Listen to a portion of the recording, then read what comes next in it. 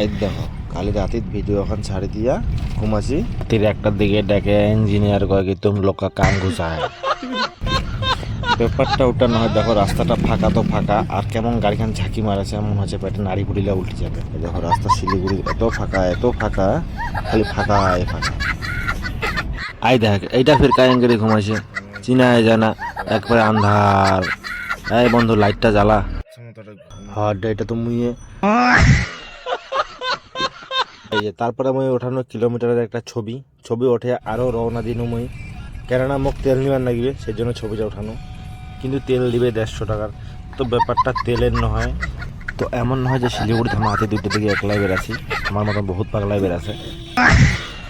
এই শিলিগুড়ির রাত্রিবেলা গাড়ি চালালে মনে হয় যে না আমি গাড়ি চালাচ্ছি, আর দিনের বেলা যদি গাড়ি চালান তাহলে মনে হবে গাড়ি চালাচ্ছ না, আমি গরুর গাড়ি চালাচ্ছ না।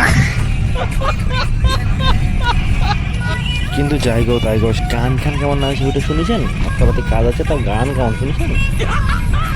তো 2টাই হোক আর 3টাই হোক, কাজ তো চলতে থাকবে না। তো ইতিমধ্যে আমার তেল ভরে নিয়ে 893 টাকা তেল দিছে।